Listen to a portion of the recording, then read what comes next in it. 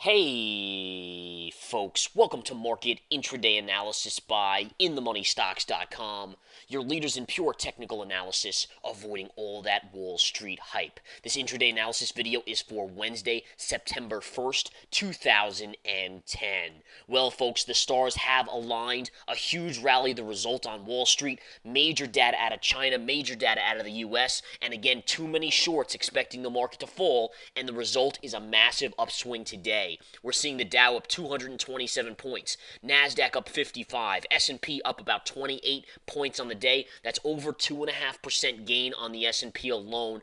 Unbelievable rally. Now I want to cover the technicals. Obviously, as you can see, we're chopping around this white trend line. There's a reason why this white trend line is here. I want to discuss it. You can also see it on the 60-minute chart right at this pivot, and this probably shows us better where it's from. Going back to the pivot high on the 23rd of August, that high is exactly where we're stalling. Now, you are creating a little bit of an in-spirit of bull flag pattern here that we need to be aware of that could play out over the next couple days. Tomorrow, my thought process is this. After such a big move today, probably a neutralish day tomorrow. We get jobless claims tomorrow morning. I think Asia probably rallies tonight, as does Europe overnight because of today's massive upswing in the U.S. markets. But then going into Friday, folks, is the non-farm payrolls number and the unemployment number. Those numbers will be huge for this market. I cannot stress that enough in regards to where this market goes early on Friday. By Friday, midday, even by 11 o'clock, I think this market is dead.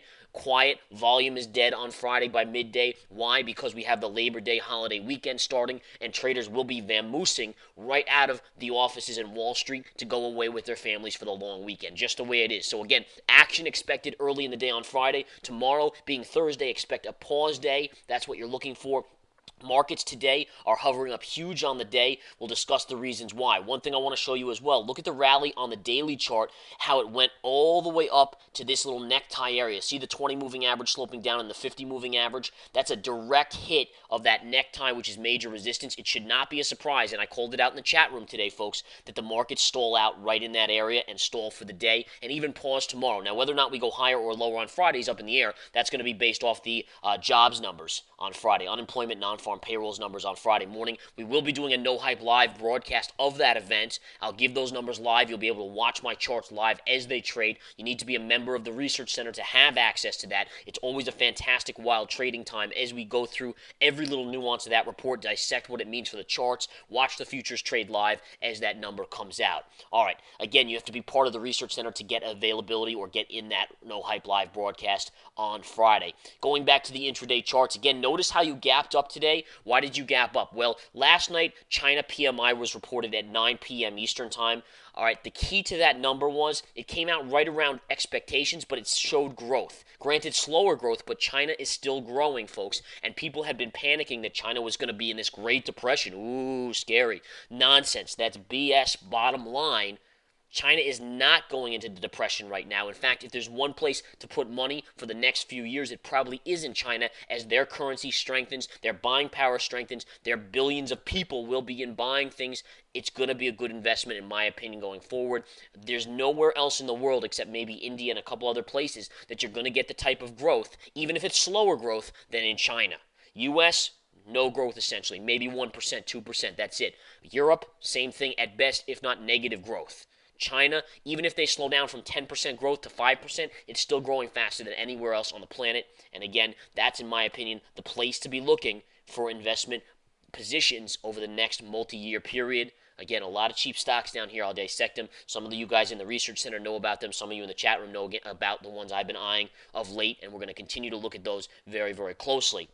All right, now again, you can see how the market rallied here. This orange trend line was a gap fill. You can see we rallied right into that, paused, pulled back, and then on the ISM number at 10 o'clock, we surged in an insanely amount. I mean, it's very rare. I haven't seen an ISM number get so much of a bid in the market. We were literally hovering right here going into that ISM number, and we just took off like crazy. I mean, it was out of control, folks, running at 10 o'clock, 10 a.m. on this ISM number that beat expectations. Why is that significant? Well, the ADP number came out this morning, and it was a minus 10,000. So it wasn't a great number by any stretch. It could have been worse, granted. The futures at first dipped a little bit, coming down off their overnight highs from the China PMI number, and then ultimately they started to rally even further going into the open today. Why? Because basically if the jobs situation is so poor here in the U.S., chances are the Federal Reserve is going to have to do more quantitative easing. They're going to have to ease. They're going to pump more money into the economy. That weakens the dollar. The dollar, by the way, is getting crushed today, absolutely demolished. Look at the gap down on the dollar. This is where we closed yesterday today, and this is where we're trading right now. That is a huge gap down. Granted, it's off its lows, but nonetheless a huge drop in the dollar. Remember the inverse proportions of the dollar to the market. Dollar down, market up. That's the way it goes, folks. That's what you're seeing today. Absolutely. All right, so dollar getting crushed today. We discussed that right now. I want to cover a couple other odds and ends as I erase these little trend lines here. If we go to the USO having a big up day, up almost $1. That's reversing a lot of yesterday's drop, again, as the market is cheering today. And the GLD is essentially slightly lower. Now, why would the GLD be lower when the dollar is so weak? Doesn't commodities push, or a weaker dollar push up commodities? Most commodities, yes, not gold.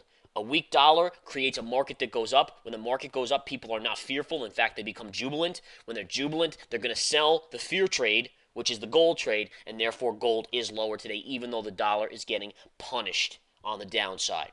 All right, that's how that rolls today. Here's back to the market. You can see we're fading a little bit here, but you're really stuck in this little upper range. You can see this level right from here, the 107.85.90 level, all the way to this 108.35 level, pivot top area. We're just chopping sideways, and I expect that for the end of the day. I wouldn't even be surprised if we see a little bit of a squeeze towards the end of the day, but for the most part, I expect it to stay in this sideways range. Very, very quiet. Ever since we got up to this range up here, right around 10:30, 11, the markets have really gone sideways. We are just seeing a little bit of a selling coming in, probably a little profit taking, people realizing that tomorrow is going to be a pause day as well, and then most likely on Friday we could see either up or down move, but it's a risky play either way going into that jobs number. All right. What else do we want to look for here, folks? Let's see. On the SPY, as I mentioned, the daily chart is really key. You can see how you came up into that necktie. Also on the 60-minute chart, you can see why we're consolidating here in a slightly bullish manner, because you ran into resistance right at this pivot high. I think those are the keys there and should be watched. All right. Other than that, folks, I don't have a whole lot else today. You want to join the research center, get involved, folks. We had another winning trade today. I had been long the XLF, or the financial ETF, here over the last few days. Nailed this for a home run in from $13.32. That's 3 cents off the 52-week low. Sold today at $13.97.